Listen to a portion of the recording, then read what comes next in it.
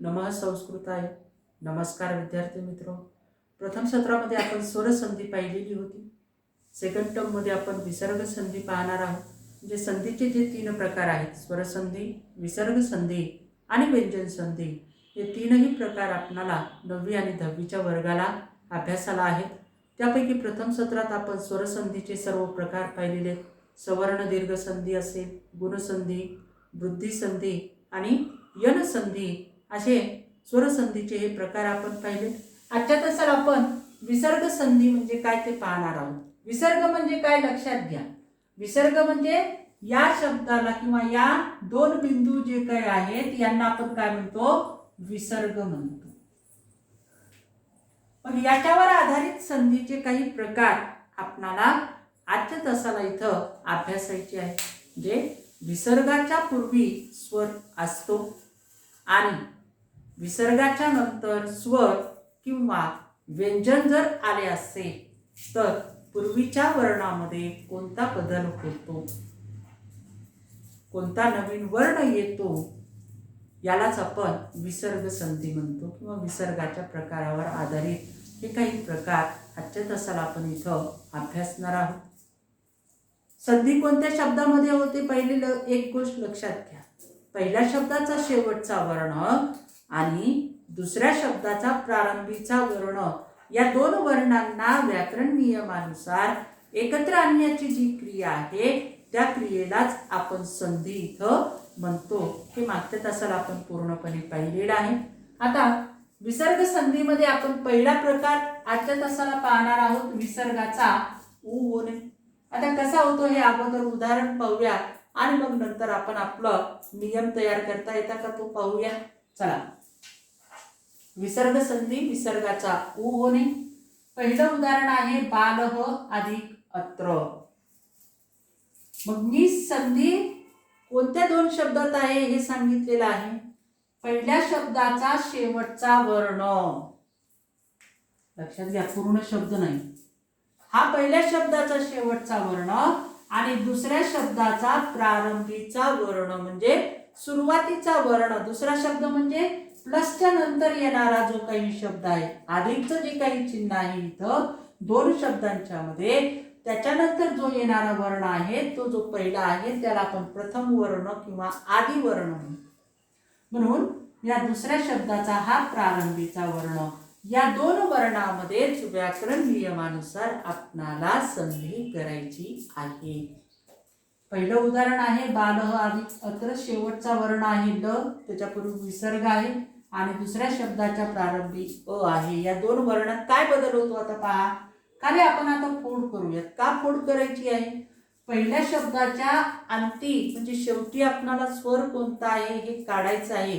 कारण का आपल्याला नियम तसा, उदाहरणावरून आपल्याला नियम तयार करायचा आहे. हा आला तर काय बदल होतो आणि तो आला तर काय बदल होतो, या गोष्टी आपल्याला इथं समजून घ्यायचे. म्हणजे काय करायचंय, हालंत ल अधिक अ. अ कसा आला, कारण का ल ला काना नाही, मात्रा नाही, वेलांटी नाही आणि उकार, म्हणून हालंत ल अधिक अ. अधिक पुढे काय आहे इथं, विसर्ग आहे. अधिक आत्र पुढचा शब्द आपण जशाला तसा घेतलेला आहे. मग आता इथं आपला नियम काय, विसर्गाचा उ होणे. विसर्ग आलेला इथं आला. पहिल्या शब्दाच्या अंती कोणता वर्ण आलेला आहे, अ हा स्वर आहे. मग हालंत ल अधिक अ. विसर्गाचा काय करायचं आपल्याला, उ करायचा आहे. पुढचा शब्द काय आहे, आत्र आहे. एक स्टेप आपली इथं पूर्ण होते. विसर्गाचा आपण काय केला, हा विसर्ग आहे बघा, या विसर्गाचा आपण काय केला, उ केला. ही पहिली स्टेप आपली इथं पूर्ण झाली. आता परत दुसरी स्टेप काय करायची आहे, हा जो उ आहे तो उ आणि पूर्वीचा अ म्हणजे कोणता, हा अ, या दोघांचा गुणसंधीच्या नियमानुसार काय होतो, ओ होतो. काय होतो, गुणसंधीच्या नियमानुसार ओ होतो आणि अक्षर काय तयार होतं, हालंत ल अधिक ओ. लक्षात घ्यायचं, मी अंडरलाईन करत आहे कशा कशाचा संबंध आहे. पूर्वीचा अ कशामधला, या ल मध्ये जो आपण वर्ण काढलेला आहे अ, हा अ आणि आलेला उ कशाहून आला, विसर्गाचा उ आपण केलेला, या दोघांचा गुणसंधीने काय होतो, ओ होतो. आणि उदाहरण काय तयार होतं, बालोत्र असं उदाहरण तयार होतं. आणि हे पण आपल्याला एक नवीन शब्द आपल्याला इथं दिसतो, बालोत्र असं मी दोनदा उच्चारलेलं आहे, बालोअत्र आणि बालोत्र. हे काय आहे, याला आपण अवग्रह चिन्ह म्हणतो. काय म्हणतो, स्वराचा लोप होणे याला आपण म्हणतो. स्वरासमोर स्वर जर आलेला असेल तर पूर्वरूप संधी होते, म्हणजे पहिल्या स्वर कायम राहतो आणि दुसऱ्या स्वराचा काय होतो, लोप होतो. म्हणून त्या ठिकाणी इंग्लिश मधलं यस अक्षर आपणाला दिसतं. पहा काय आहे, इंग्लिश मधलं हे यस आद्य अक्षर आपणाला दिसतं. या यसला आपण अवग्रह म्हणतो. का, कारण का पुढे स्वर आलेला आहे, इथंही स्वर आहे आणि इथंही स्वर आहे. म्हणून आपलं उदाहरण बालो अत्र असं होण्याच्या ऐवजी काय होईल, बालोत्र असं सुद्धा होतं आणि असं सुद्धा. व्याकरणकारामध्ये ही दोन भेद आपल्याला इथं पाहायला मिळतात. काही म्हणतात बालोअत्र आणि काही म्हणतात बालोत्र. दोन्हीचाही अर्थ एकच आहे. एकाने स्वराचा लोप दाखवलेला आहे आणि एकाने स्वरांचा लोप दाखवलेला नाही. दोन्हीही उदाहरण आपली बरोबर आहेत. म्हणजे स्वरासमोर स्वर जर आलेला असेल तर एक स्वर कायम राहतो आणि दुसरा स्वर काय होतो, लुप्त होतो, म्हणजे गायब होतो. इथं ओ स्वर आहे, ओ स्वरापुढे अ स्वर आलेला असल्यामुळे हा अ काय होतो, इथं यांच्या एका व्याकरणकारांच्या नियमानुसार लोप होतो. म्हणजे तिथं स्वर आहे, हे यस म्हणजेच त्या ठिकाणी स्वर आहे असं गृहीत धरलं जातं. आणि उदाहरण काय तयार होतं, बालोत्र. चला पुढे दुसरं उदाहरण आहे ब्राह्मण अधिक अपि. परत पहिल्या शब्दाच्या शेवटी न वर्ण आहे, हालंत न अधिक अ अधिक विसर्ग अधिक दुसरा शब्द कोणता आहे, अपि हा शब्द आहे.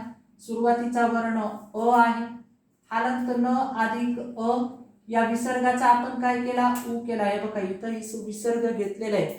तुम्ही गणित सोडवत असताना जशी समीकरण मांडता किंवा समीकरणामध्ये किमती ठेवता त्याच पद्धतीने आपण उदाहरणाची प्रत्येक वर्णाची फोड केलेली आहे. म्हणजे प्रत्येक गोष्ट तुम्हाला समजून यावी यासाठी प्रत्येक वर्ण कोणता घेतलेला आहे, कुठं कसा झालेला आहे हे लक्षात घ्या.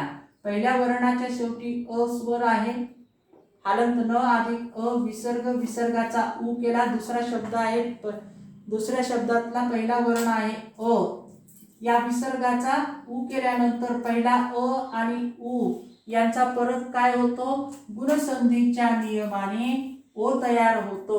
म्हणजे ओ तयार झाला आणि हालंत न अधिक ओ बरोबर अक्षर काय तयार होतं, आपलं नो असं अक्षर तयार होतं. आणि संधियुक्त शब्द काय तयार होतो, ब्राह्मणो अपि आणि ब्राह्मणोपि असा दोन्हीही शब्द तयार होतो. का, या वर्णाच्या पुढे स्वरापुढे स्वर आलेला असल्यामुळे इथं काय होतो, अवग्रह चिन्ह येतं. म्हणजे पूर्वरूप संधी होते. पूर्वरूप संधीने पूर्वीचं रूप कायम राहतं आणि दुसरं येणारं रूप नष्ट होतं किंवा लोप होतं. इथं या ठिकाणी असं दाखवलेलं आहे. तो लोप इंग्रजीमधल्या यस या आद्य अक्षराने दाखवलं जातं. यालाच आपण अवग्रह चिन्ह असं म्हणतो. इथं यस म्हणजे इंग्रजीतलं नाही, याचा अर्थ असा होतो की इथं स्वर आहे असा अर्थ होतो. दोन्ही उदाहरण बरोबरच आहेत, कोणतंही चूक नाहीये. चला पुढचं उदाहरण पाहूया. गोविंद अधिक वदती, हालंत न अधिक द अधिक अ अधिक विसर्ग, शेवटचा वर्ण आपण घेतलेला आहे. पहिल्या शब्दाचा लक्षात घ्या, हा वर्ण आहे, त्याच्या पुढे विसर्ग आलेला आहे आणि पुढचा शब्द काय आहे, व. याच्यानंतर काय आहे, हालंत न अधिक द अधिक अ, या विसर्गाचा आपल्याला काय करायचं आहे, उ करायचा आहे. दुसरा शब्द काय आहे, वदती हा शब्द आहे. वदती मधला पहिला वर्ण काय आहे, व हा पहिला वर्ण आहे. हा विसर्गाचा अ अधिक उ बरोबर काय केलेला आहे आपण पूर्वीच्या वर्ण नियमाप्रमाणे उदाहरणाप्रमाणे अ अधिक उ बरोबर काय होतं, गुणसंधीने ओ होतं आणि अक्षर काय तयार होतो, दो. असं अक्षर तयार होतं आणि पूर्ण शब्द आपला काय तयार होतो, गोविंदो वदती असा पूर्ण शब्द तयार होतो. आता इथं स्वराचा लोप का झाला नाही असा प्रश्न निर्माण होईल तुमच्या पुढे. स्वराचा लोप का झाला नाही, कारण का दुसऱ्या शब्दाच्या प्रारंभी जो येणारा व हा वर्ण आहे तो काय आहे, व्यंजन आहे. पण कोणतं व्यंजन आहे, मृदू व्यंजन आहे. शिकवत असताना तुम्हाला मी व्यंजनांचं वर्गीकरण सांगितलेले, कठोर व्यंजन आणि मृदू व्यंजन. जी काही वर्गीय व्यंजने आहेत, कोणती, उ चू टू तू पू, म्हणजे क वर्ग, च वर्ग, त वर्ग, ट वर्ग आणि प वर्ग. या वर्गातली जी काही वर्ण आहेत, कोणती वर्ण आहेत, क, ख, ग, घ, ङ, च, छ, ज, झ, ञ, त, थ, द, ध, न, ट, ठ, ड, ढ आणि न. पुढचा वर्ण प, फ, ब, भ आणि म. ही जी काही 5 वर्गीय व्यंजने आहेत ही 25 वर्गीय व्यंजन आहे. त्याच्यानंतर आहेत काय आहे, य, र, ल, व, श, श, स, ह अशी एकूण 33 व्यंजन आहेत आपल्याकडे. या व्यंजनापैकी पहिली 2, प्रत्येक वर्गातली पहिली 2, हे बघा ही पहिली क, ख, च, छ, त, थ, ट, ठ, प, फ, य, र, श, स ही काय आहेत, पहिली 2 प्रत्येक वर्गातली पहिली 2 व्यंजने कठोर मानली जातात आणि बाकीची 3 व्यंजने किंवा बाकीची उरलेली व्यंजने ही काय मानली जातात, मृदू व्यंजने मानली जातात. आणि म्हणून इथं दुसऱ्या शब्दाच्या प्रारंभी व हे आलेलं व्यंजन आहे ते नुसतं व्यंजन नाही तर कोणत्या प्रकारात मोडतं, मृदू व्यंजनाच्या प्रकारात मोडतं. म्हणून इथं अवग्रह चिन्ह आलेलं नाही किंवा स्वराचा लोप झालेला नाही. उदाहरण आपलं एकच तयार होतं, गोविंदो वदती. पुढचं उदाहरण पाहू, बालकः अधिक गच्छति. आता पहिल्या शब्दाच्या शेवटी कोणता वर्ण आलेला आहे, स्वर आहे, हलंत क अधिक अ, विसर्ग आहे. दुसऱ्या शब्दाच्या प्रारंभी कोणता वर्ण आहे, ग वर्ण आहे. म्हणजेच ग हे कोणत्या गटात बसतं, परत मृदू व्यंजनाच्या गटात बसतं. मग आपल्याला अगोदर काय करायचंय, या विसर्गाचा उ करायचा आहे. उ केला, हे बघा हलंत क अधिक अ अधिक उ. हा अ आणि उ यांचा गुणसंधीने पुन्हा काय करणार आहोत आपण, ओ करणार आहोत. आणि अक्षर काय तयार होतं, हलंत क अधिक ओ बरोबर अक्षर तयार होतं को.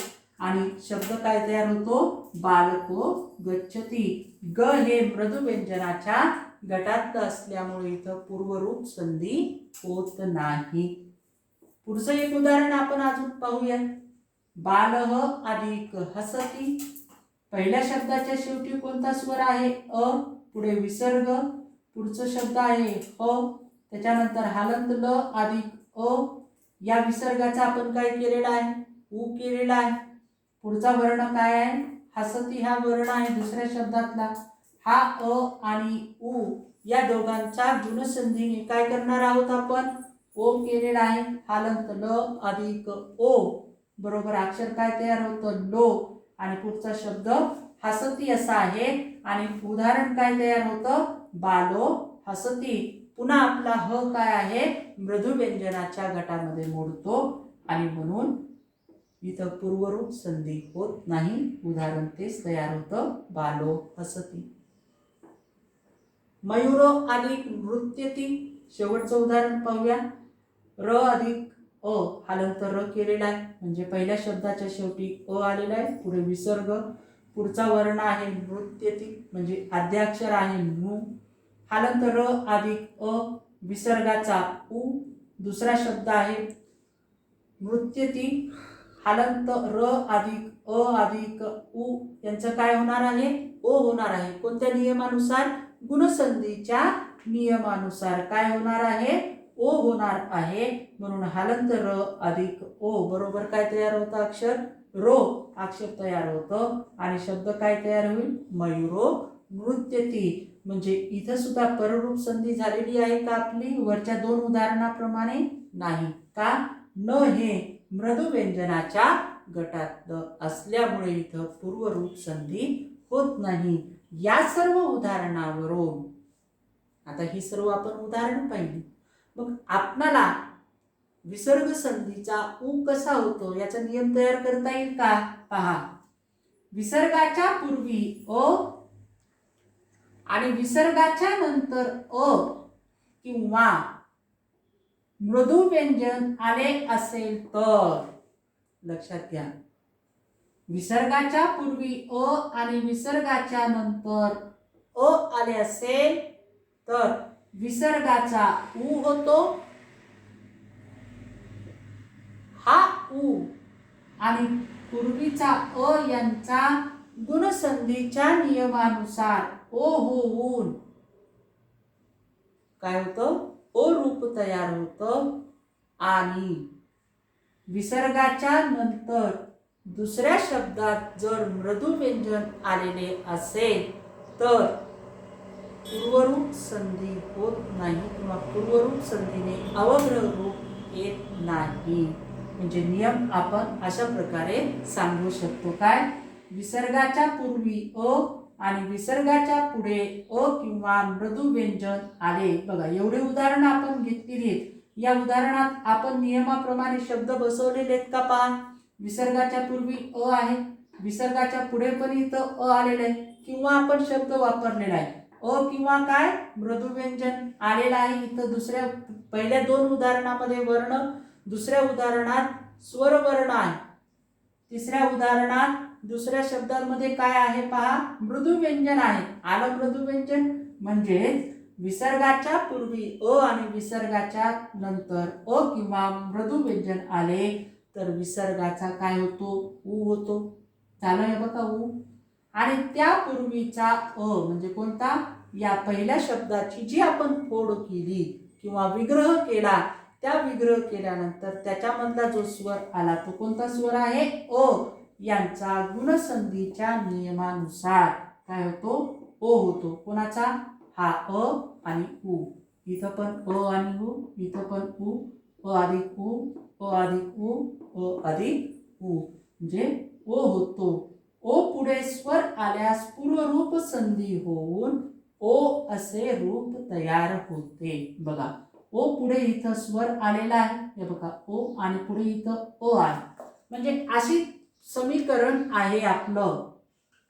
हा ओ आणि परत पुढे काय आहे अ.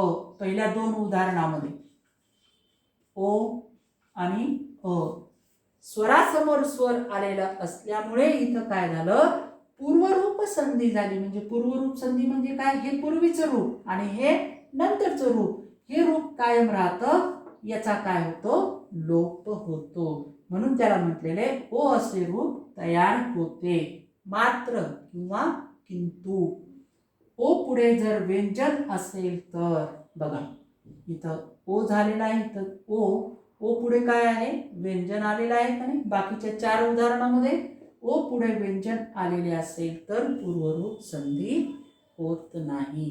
म्हणजे अशा प्रकारे विसर्गाचा उ होतो. विसर्गाचा उ झाल्यानंतर पूर्वीचा अ आणि हा आलेला उ यांचा ओ होतो आणि पुढे जर स्वर असेल तर पूर्वरूप संधी होते, स्वर नसेल तर पूर्वरूप संधी होणार नाही. अशा पद्धतीने हा पहिला नियम आपण विसर्गाचा उ पाहिलेला आहे. या नियमात आणखीन काही समस्या असेल तर मला तुम्ही वैयक्तिकपणे विचारू शकता. व्हिडिओ जर आवडलेला असेल तर व्हिडिओला लाईक अँड सबस्क्राईब करा. आजच्या तासाला आपण इथंच थांबू. उद्याच्या तासाला पुढचा नियम आपण पाहणार आहोत. तोपर्यंत धन्यवाद.